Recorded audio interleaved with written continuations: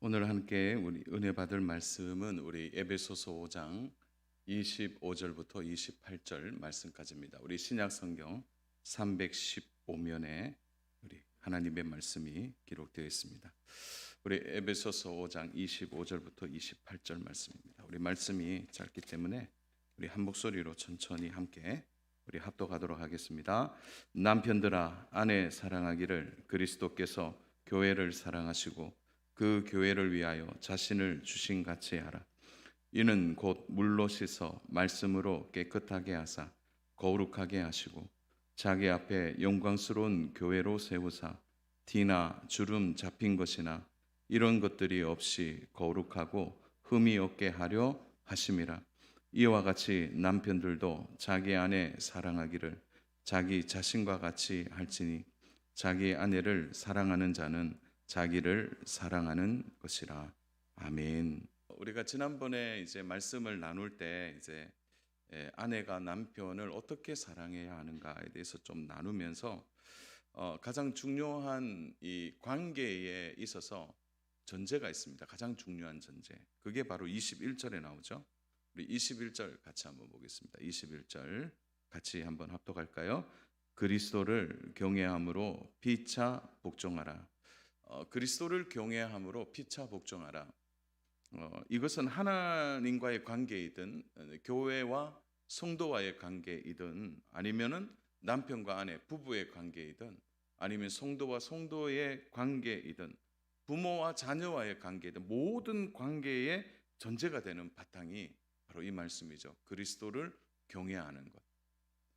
그리스도를 경외한다라는 이 경외라는 단어 안에는 우리가 또 하나의 전체를 설명하는 주제가 하나 담겨 있죠. 그것이 그 앞절에 21절 앞에 계속 무엇을 주장합니까? 성령 충만이에요. 성령 충만. 그러니까 성령 충만하게 되면 그 성령의 충만이 어떻게 나타나느냐? 관계 속에서 이 성령 충만이 나타날 때는 새로운 관계가 형성되는데 그 관계가 뭐라고요? 서로를 귀히 여기되 서로에 대하여 기꺼이 복종하는, 순종하는 이런 관계들이 바로 성령 충만함을 통하여 하나님이 주시는 믿음의 태도라는 부분이죠. 그래서 성령 충만한지 성령 충만하지 않은지를 보려고 한다면 그는 하나님께 순종하는 삶을 살아가고 있는가? 그것이 첫 번째 질문이고, 두 번째로는 그렇다면 그는 교회와의 관계가 어떠냐? 또 성도와의 관계가 어떠냐? 부부 안에서의 부부의 관계는 어떠냐라고 두 번째 질문을 할 수가 있는 것입니다. 그러므로 하나님의 관계 속에서는 하나님이 나의 권위자 되심을 기꺼이 인정하고 그의 말씀 앞에 복종하는 것. 교회와 성도와의 관계 안에서도 교회를 향하여 성도로서 교회의 권위를 인정하고 복종하는 것. 이것은 교회 안에서의 성도와 성도의 관계도 마찬가지죠.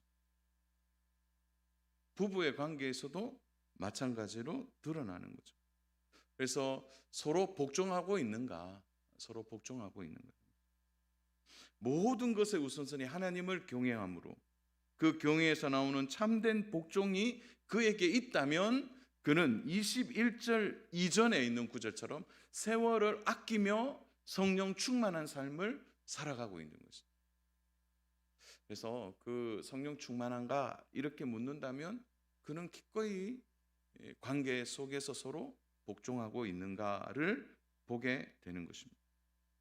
우리가 이 복종이라는 단어를 들으면 조금 우리의 마음이 불편해집니다. 왜냐하면 이 부정적으로 복종이라는 단어가 들리기 때문이죠. 그래서 복종 그러면 왠지 비윤리적이고 또 비인격적인 것 같아요. 비판하는 마음을 우리가 가질 수 있는 거죠. 그러나 성경이 말하고 있는 이 복종, 이것은 아래에 두고 무엇인가를 지배하려고 하는 것에서 나오는 것이 아니라 책임지는 사랑 안에서 나오는 섬김의 태도가 복종으로 나타나는 거예요.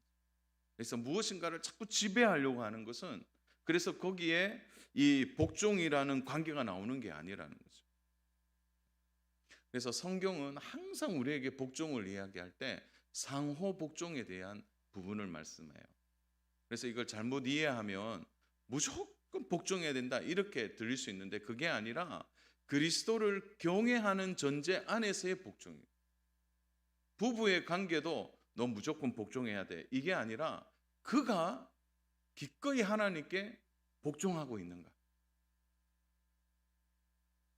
남편이 하나님께 복종하고 있는가, 아내가 하나님께 복종하고 있는가, 그 복종을 통해서 상호 복종이 이루어질 때 이제 참된 서로에 대한 순종이 일어나게 되는 것입니다.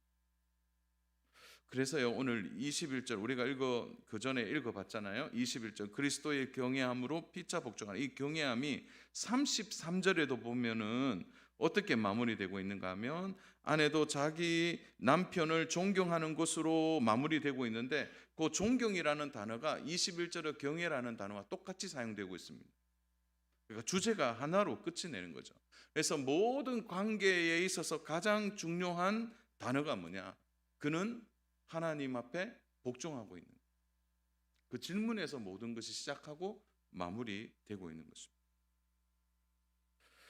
하나님과의 관계는 뭐 말할 것도 없죠. 교회를 사랑할 때에도 교회와 공동체에 내가 기꺼이 복종하고 있는가, 성도와 성도 사이, 남편과 아내 사이도 동일하게 적용하고 있느냐. 그래서 그 아내가, 우리가 지난번에 나누었지 않습니까? 아내가 남편에게 복종하라 라고 말했을 때, 우리 잠깐 한번 복습한다면 전도반의 신약 주석에 보면은 그 이제 이런 내용이 나와요. 복종하면 안 되는 것. 이것을 이제 스티븐 트리시라는 목사님이 지적을 했는데 한 몇 가지로 좀 나눠요. 첫 번째로는 성경의 원리를 벗어날 때, 성경의 원리를 어기게 될 때는 복종하지 않아도 된다, 이렇게 말하죠. 두 번째, 예수님과의 관계가 손상하게 할 때, 죄를 짓도록 촉진할 때, 또 자신을 위하여 지나친 요구를 할 때. 그래서 뭐 거기는 한 두 가지를 좀 다루고 있더라고요. 주석에는 첫 번째로는 특정 성형 수술을 강요하거나, 알코올에 중독된 남편이 술을 더 사오라고 할 때, 그때는 복종하지 않아도 된다라는, 일단은 뭐 그 주석가의 해석은 있지만, 자, 중요한 것은 이거죠. 분별하는 것입니다. 복종에도 참된 분별이 필요하다는 것입니다. 이것이 오늘 우리가 이제 전에 다루었던 전체적인 내용에 대한 설명이고요. 자, 오늘 이 기반 위에서 오늘 남편이 아내에 대한 의무, 남편이 아내에 대하여 어떻게 할 것인가에 대해서 오늘 좀 말씀을 나눠보려고 합니다. 자, 25절을 보십시오. 남편들아, 아내 사랑하기를 그리스도께서 교회를 사랑하시고 그 교회를 위하여 자신을 주신 같이 하라. 아내는 남편에게 복종을 요구했다면, 이제 주님은 어떻게 말씀합니까? 남편에게 아내를 사랑하는데 목숨을 요구하고 있는 거죠. 아내를 진정 사랑한다면 아내를 위해 목숨을 내어 놓을 수 있느냐는, 좀 매우 거친 표현처럼 들릴 수 있습니다. 그러나 이 말을, 이제 목숨을 내놓아라, 이 말을 잘못 이해하면은 이제 그것을 인간적으로 생각하시는데, 그게 아니고 이 목숨이라는 이 가치는 모든 사랑의 마지막 가치라는 거죠. 그래서 사랑을 단계로 설명하는 것은 굉장히 희화하는 건데요. 그 사랑 자체의 마지막 단계는 자기의 목숨을 내어놓는 거죠. 그래서 아내가 남편을 사랑할 때, 남편이 아내를 사랑할 때, 이 말씀은 동일하게 나타나는 거죠. 뭡니까? 사랑의 마지막, 자기의 목숨까지 내어놓는 거죠. 그러니까 사랑에 올인하라라는 의미가 더 강한 것입니다. 목숨을 다하는 사랑 앞에 더 사랑을 요구할 수 있습니까? 자, 이렇게 말씀하시는 데는 예수님께서, 우리 구주가 어떻게 교회를 사랑했는지 그 사랑의 방법을 우리가 이해한다면 오늘 말씀이 좀 더 이해가 쉬워지는데, 우리 사도행전 20장 28절 말씀입니다. 우리 같이 한번 합독하겠습니다. 여러분은 자기를 위하여 또는 온 양떼를 위하여 삼가라. 성령이 그들 가운데 여러분을 감독자로 삼고 하나님이 자기 피로 사신 교회를 보살피게 하셨느니라. 하나님이 자기 피로 샀다라는 거죠. 우리 구주가 이 땅에 오셔서 자기를 십자가에 내어 놓아 자기의 피를 쏟아 교회를 세우신 것입니다. 그래서 여기에 보면 하나님이 자기 피로 사신 교회, 자기 피로 사신 교회, 그러니까 목숨을 내어 놓아 교회를 사셨다, 이렇게 말씀하십니다. 그래서 교회의 탄생은 그리스도의 피로 세움을 받은 것입니다. 동시에 교회는 어떻게 되는 것입니까? 예수 그리스도의 피를 먹고 세워지고, 세워진 교회가 그 역할을 감당함에 있어서 모든 교회의 머리는 우리 구주가 되시는 것입니다. 그래서 그리스도와 교회를 동일시할 때 이 동일시하는 거기에 바로 남편과 아내의 관계 속에서 남편이 아내를 사랑할 때 어떻게 해야 하는가? 바로 피로 교회를 사신 것처럼 남편이 아내를 사랑하는 것에 여기에 바로 성경의 원리가 적용되고 있는 것입니다. 이것은 당시의 문화 속에서는 가히 혁명적인 말씀입니다. 왜냐하면 헬라 문화 자체가 바로 남성과 여성을 완전히 구분하고 있기 때문이죠.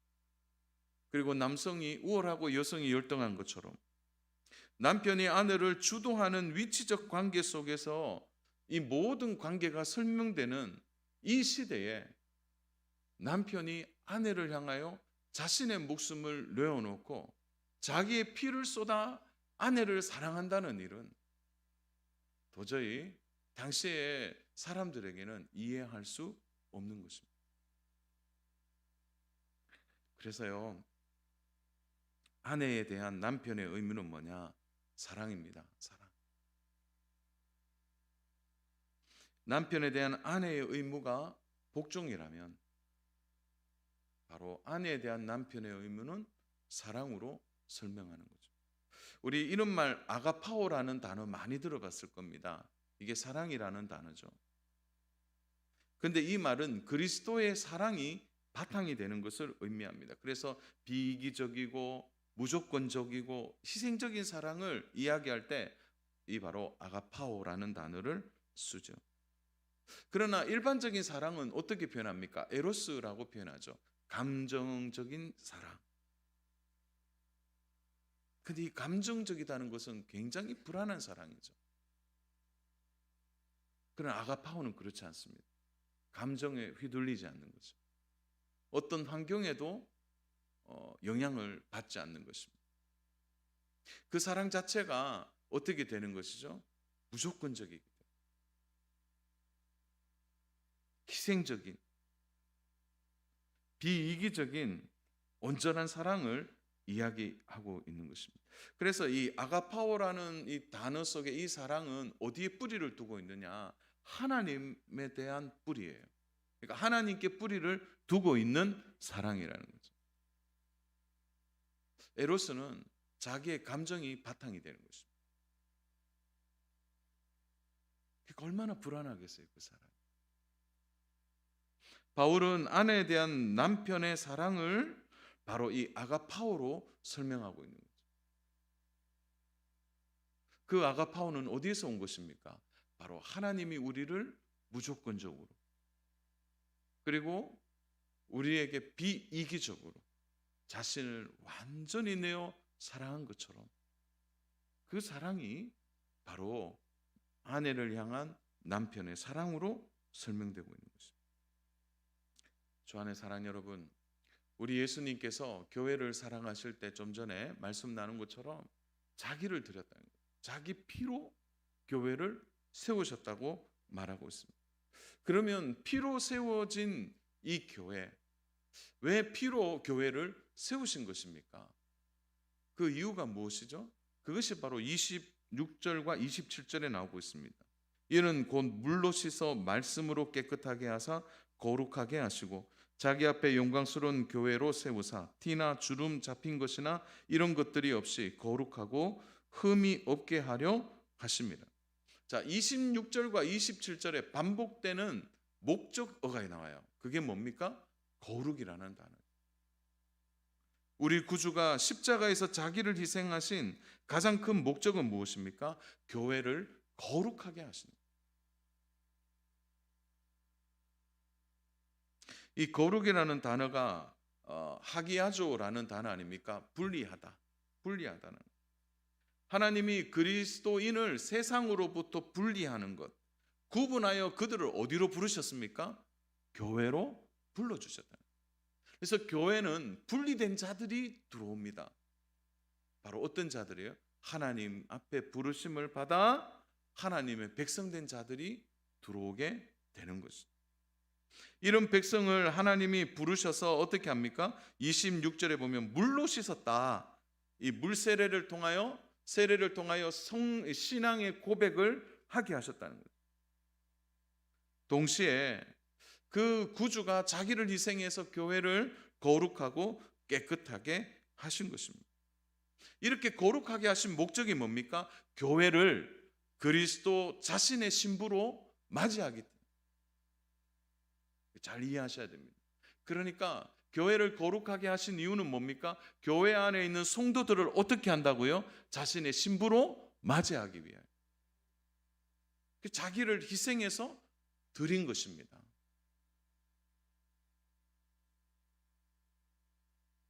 신부가 가지는 고상하고 고결함. 그래서 27절은 이것을 좀 더 풀어 설명하죠. 자기 앞에 영광스러운 교회로 세우사, 영광스러운 신부로 교회로 세우기 위하여 어떻게 하십니까? 티, 그리고 주름, 이런 것이 없도록, 흠이 없도록 하신다는 거예요. 그러니까 우리 주께서 교회, 우리 성도들을 거룩한 신부로 세우기 위하여 자기 희생을 완전히 드린 거예요. 그러니까 신부가 티가 없는 겁니다. 구김살이 없는 거죠. 너무나 깨끗하게, 고결하고 순결하게 그 일을 누가 하셨다고요? 그리스도가 하셨다는 거예요. 그렇게 해서 교회를 거룩하게 하신 것처럼 오늘 말씀하고 있는 거죠. 남편이 아내를 사랑하되 자기를 내어 완전히 사랑하고 희생함을 통하여 아내가 거룩하고 흠이 없도록 만드는 이 희생적 사랑을 통하여 이 일을 행하고 만들어 가기를 당부하고 있는 것입니다. 사랑하는 여러분, 말씀을 들으면서 나하고 너무 좀 떨어져 있는 거 아닌가. 저도 말씀 이렇게 계속 준비하면서 그러면 계속 저한테 질문했어요. 너는 어떠냐? 너는 어떠냐? 계속 질문했어요. 너는 잘하고 있니? 너는 잘하고 있냐? 그래서 제가 고백했어요. 주님, 제가 너무 불완전해요. 저도 열심히 하려고 하는데 잘 안 됩니다. 그러다가 어느 순간 제 안에 툭 튀어나온 게 있어요. 경상도 남자라서. 근데 그게 하나님 앞에서는 변명이 되지 않는 것 같더라고요. 경상도 남자가 뭐 변명이 되겠습니까? 천국 갈 때 경상도 사람 뭐 필요합니까? 그래서 꼭 말로 해야 합니까? 그 경상도 분들은 말 안 해도 자꾸 말하기가 어렵잖아요. 계속 준비하면서 그래서 저한테 질문해보고 저한테 답해보고 저한테 질문해봤어요. 말은 꼭 안 해도 제가 마음은 하나님은 아시잖아요. 그러니까 말해라. 자꾸 말을 해야 돼요. 잘 안 돼요. 사랑하는 여러분, 예수님이 정결한 순결한 신부로 교회를 세우기 위해 자기의 피를 내어 사셨다는 거예요. 그 신부가 흠이 없도록 하시기 위하여 자기 희생, 티나 구김살이 없도록 자기를 완전히 내어 신부를 영화롭게 하는 자기 희생. 그것처럼 오늘 남편이 아내 사랑하기를 바로 교회를 사랑하신 예수님처럼 그렇게 사랑해야 할 것을 깊이 당부하고 있는 거죠. 그러므로 기준은 분명하다는 거죠. 사랑 여러분, 세상의 사랑은 언제나 아슬아슬합니다. 왜냐하면 세상의 사랑은 움직이거든요. 감정이 움직이고 환경이 움직이고 상대방의 매력을 따라 움직여지는 거죠. 그래서 매력이 떨어지면 이제 관계가 유지되지 않는 거예요. 그래서 우리는 여기에 함정을 두는 거죠. 그래서 남편이 돈을 많이 벌어오고 또 아내는 아름다운 미모를 가져야 되고 서로가 무엇인가 매력을 주기 위해 끊임없이 노력해야 되는. 그렇다고 해서 그런 매력은 세상적이야 그렇게 생각하시면 안 돼요. 지혜가 필요합니다.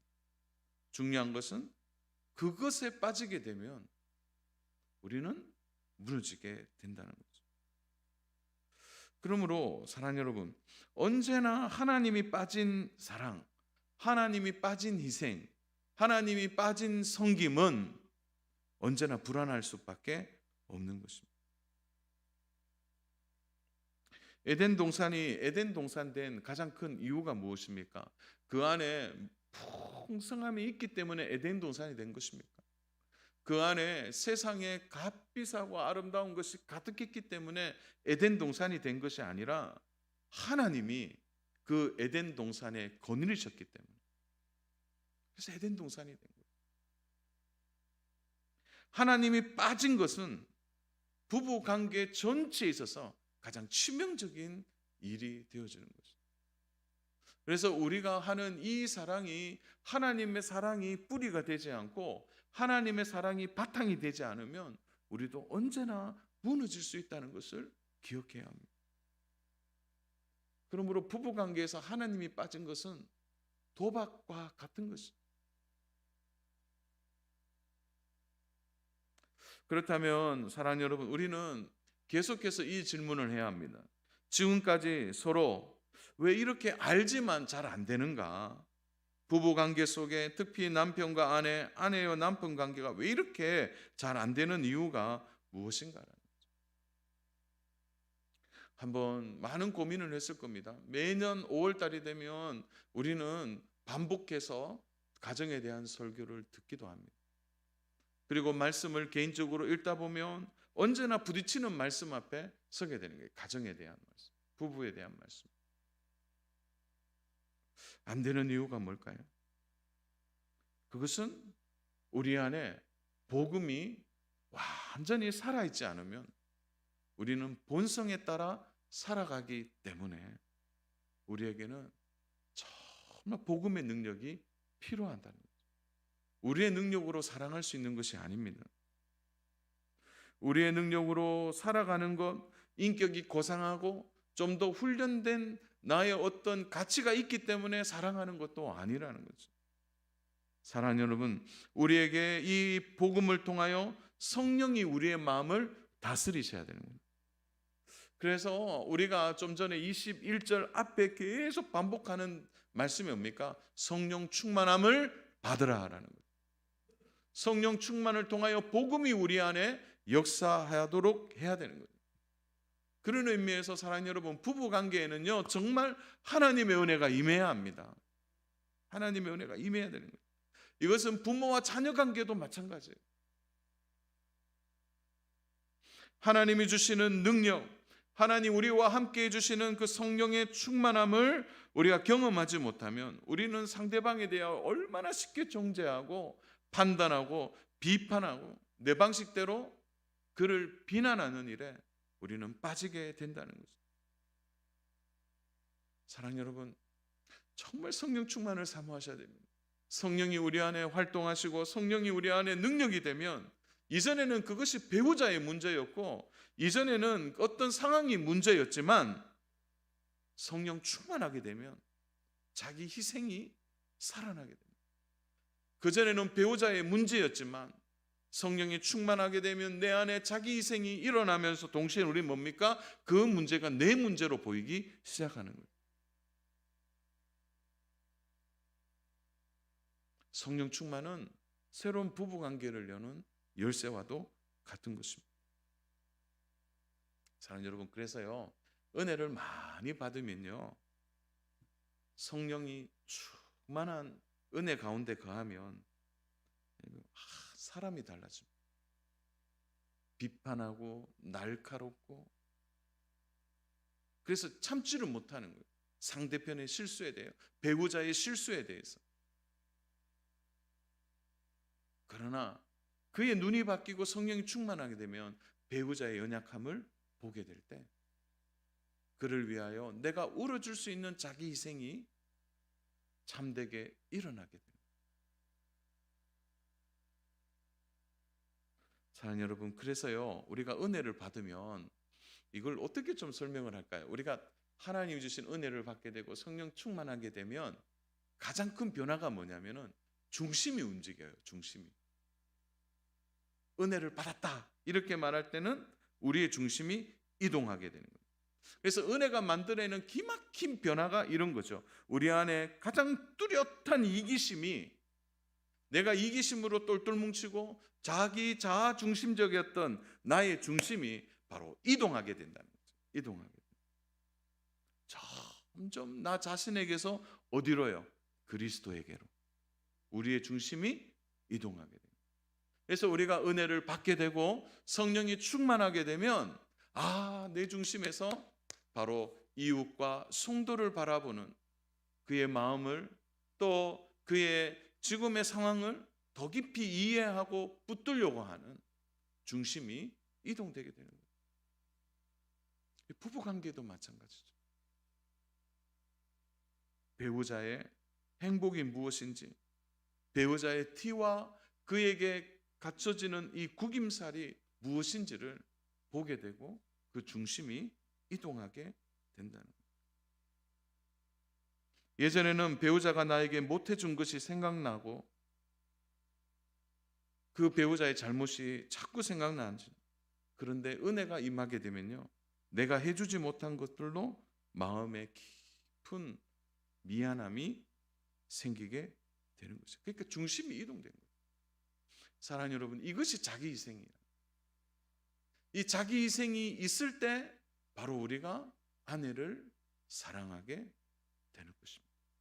지금까지 안 된 이유가 여기에 있는 거죠. 사랑하는 여러분, 하나님 안에서 우리가 누리고 얻어지는 사랑은 모든 것을 바꾸어 냅니다. 비난과 책망은 사람을 바꾸지 못합니다. 율법의 한계가 무엇입니까? 결코 그 사람을 바꿀 수 없는 거죠. 사랑이 사람을 바꾸어 내는 것입니다. 남편이 아내를 사랑하는 방법이 여기에서 있는 거예요. 그러므로 남편은 끊임없이 아내를 사랑해야 돼, 사랑해야 돼, 사랑해야 돼, 이것이 아니라 스스로 성령 충만함을, 스스로 하나님의 은혜가 내 안에 충만히 임하도록 자신을 하나님께 붙들어 매는 이 믿음의 작업을 통해서 그 사랑이 아내에게 흘러갈 수 있도록 하나님을 붙드는 은혜가 있을 때 남편이 아내에 대한 깊은 사랑이 흘러가게 되는 것입니다.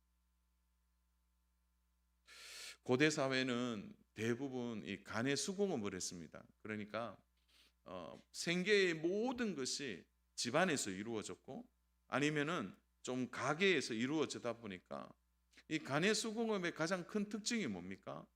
바로 남자가 모든 것을 주도한다는 거예요.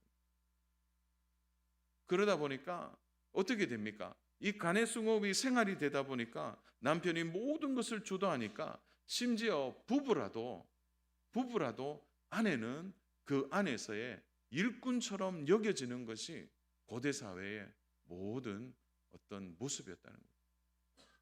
그러다 보니까 동등하다라는 개념이 사라져버려요. 주인과 종의 관계가 되어다 보니까 아니 직장에서 그리고 그 가게에서 또 가정에서 그런 간의 수공을 통해서 남편과 아내가 그렇게 하다 보니까 이상하게 주인과 종이 부부 관계 속에서도 딸려오게 되는. 그러니까 아내의 위치를 쉽게 생각해 버리는 것입니다. 그런 것이 아닙니다, 사랑하는 여러분. 아무리 경제가 바뀌고 환경이 바뀌어도 하나님이 주신 진리의 말씀은 불변하는 것입니다. 이 진리의 말씀은 분명히 우리들에게 오늘 공고하고 있는 것입니다. 그러므로 주 안에 사랑하는 여러분, 아내를 정말 사랑하기 위하여 우리 안에 있는 희생의 터널을 지나가야 합니다. 자기를 깨트려 그리스도가 자기의 피로 교회를 사시고 거룩하게 하여 신부로 준비하게 하신 것처럼 오늘 아내를 향하여 나 자신을 깨트리고 희생하는 사랑이 있을 때 바로 오늘 말씀이 우리의 삶에 이루어지게 되는 것입니다. 그러므로 사랑 여러분, 자기 희생이 만들어내는 이 사랑은요, 자기를 자랑하지 않습니다. 부부가 서로 잘나고 자랑하면 어떻겠습니까? 그런 관계가 아니라는 거죠. 예수님이 우리를 사랑하실 때 조건과 환경과 상황을 보지 않은 것처럼 오늘 우리의 사랑에 이런 조건이 들어가지 않아야 하는 것입니다. 사랑하는 여러분, 아직도 아내를 다스려야 한다고 생각하시는 분이 있습니까? 그런 분은 여기 없다고 생각합니다. 그 안에 아내에 대한 깊은 사랑이 있는지 다시 한번 돌아보셔야 합니다.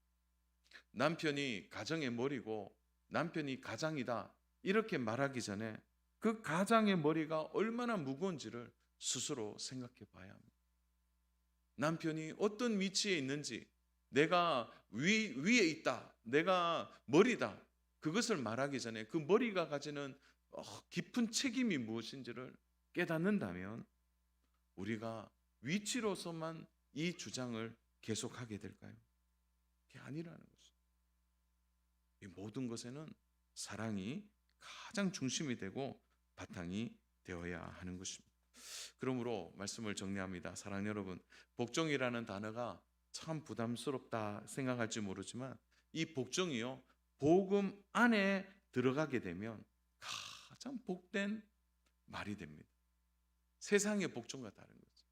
복음 안에 자기 희생적 사랑이 들어갔을 때 온전한 순종이 만들어내는 참된 사랑은 서로를 세우고 서로를 더 깊이 사랑하고 상처를 치유하고 아픔을 품어내는 복된 순종의 열매들을 만들어내는 것입니다. 오늘 하나님의 은혜를 입는 귀한 남편 되기를 주님의 이름으로 축원합니다. 우리 남편 된 사랑하는 성도 여러분, 성령 충만함을 간구하십시오. 내 힘으로 아내 사랑하고 내 능력으로 사랑하는 것은 어렵습니다. 정말 하나님의 은혜에 완전히 덮여서 자기 희생적 사랑이 나올 때 바로 부부로서 온전하고 사랑하고 섬기는 귀한 은혜가 바로 부부 관계 속에 나타날 줄로 믿습니다.